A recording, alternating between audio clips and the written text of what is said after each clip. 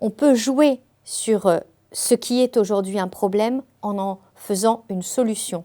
Parce que là où on voit très bien qu'il y a un problème d'infiltration de cette eau, eh bien, nous allons pouvoir justement contribuer en transformant les territoires agricoles, les pratiques culturelles qui sont réalisées jusque-là, en transformant nos villes, en les rendant plus éponges, nous allons être capables justement d'impacter positivement le cycle de l'eau. C'est tout le défi que l'on a devant nous.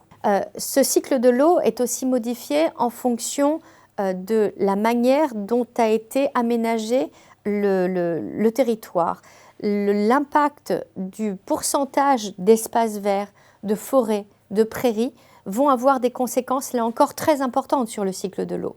On s'est rendu compte, à travers plusieurs études qui ont été menées ces dernières années, notamment dans la petite couronne parisienne et la grande couronne, à quel point il y avait une interaction directe entre le taux d'hospitalisation et les vagues de canicule, et notamment la proximité avec des espaces verts. Pourquoi ? Parce que l'arbre est aujourd'hui le meilleur climatiseur naturel que l'on ait dans le monde. Il faut comprendre que l'arbre, justement, transpire un petit peu comme l'être humain et permet justement de réguler la température. Mais il permet aussi notamment de favoriser la pluie. Là où nous avons de la végétation, nous allons plus facilement pouvoir générer des précipitations. En réalité, tout ce phénomène est entièrement lié. Et là encore, on se rend compte que dans ce cycle de l'eau, la phase d'évapotranspiration à travers les végétaux est essentielle. Si vous laissez une surface plane et avec un soleil ardent, vous allez avoir une phase d'évaporation extrêmement rapide. Si vous mettez des végétaux, nous allons nous retrouver avec un refroidissement localisé, justement lié à cette question de la photosynthèse qui permet d'utiliser ces calories et de rafraîchir l'air ambiant. Ces éléments sont cruciaux et donc cela fait partie réellement d'une solution en matière de santé publique qu'il faudra mettre en œuvre dans les prochaines années. Et pour la protéger, nous avons énormément de solutions à l'échelle de la maison. Par exemple, vous avez ce que l'on appelle des réducteurs de débit de douche qui donnent le sentiment de prendre une douche avec la même quantité d'eau et pour autant qui peuvent réduire justement ce débit de l'eau, donc la quantité utilisée de près de 90%. Nous pouvons utiliser des mousseurs qui se situent dans nos robinets. Nous sommes capables notamment de réduire l'impact justement de chaque chasse d'eau qui utilise à chaque fois de l'eau potable.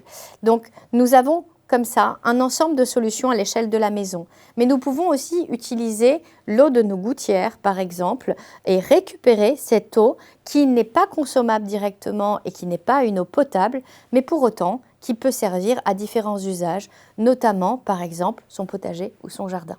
Il existe un ensemble de solutions qui permettent ces économies d'eau. Elles sont cruciales parce que dans les années à venir, nous allons de plus en plus nous retrouver face à une ressource qui diminue et pour autant, eh bien, nous la sollicitons en permanence, cette ressource. Nous sommes toujours en train de chercher à la prélever sans prendre conscience justement de ce miracle et du fait que cette eau qui est arrivée jusqu'à nous, eh bien, en réalité, a dépassé des défis pour pouvoir nous rejoindre avec cette qualité.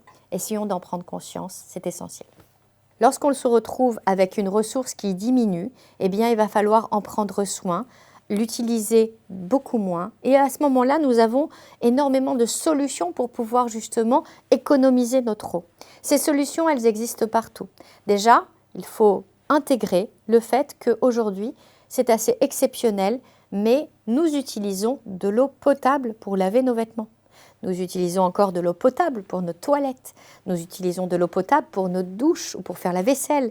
Et donc, il faut comprendre que cette eau potable, eh bien, elle a suivi un cheminement et un process pour arriver là, pour être totalement incolore, quasiment inodore. Vous pouvez ressentir parfois les effets de la chloration, qui sont un phénomène obligatoire pour pouvoir protéger cette ressource lorsqu'elle passe dans les tuyaux et arriver en étant potable et de qualité.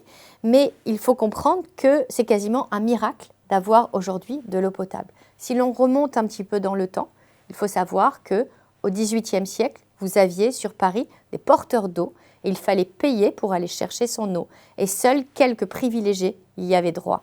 Il faut aussi savoir que la Révolution française a été en partie justement liées à cette question de l'eau et du fait que certains avaient des privilèges, alors que d'autres n'en avaient pas, le roi s'octroyant pendant des siècles et des siècles, justement, une grande partie de l'usage de cette eau.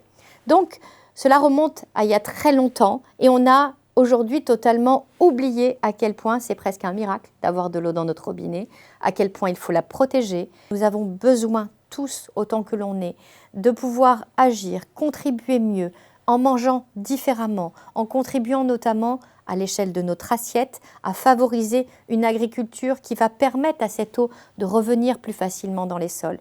Une agriculture qui va être plus régénérative et qui va préserver nos sols.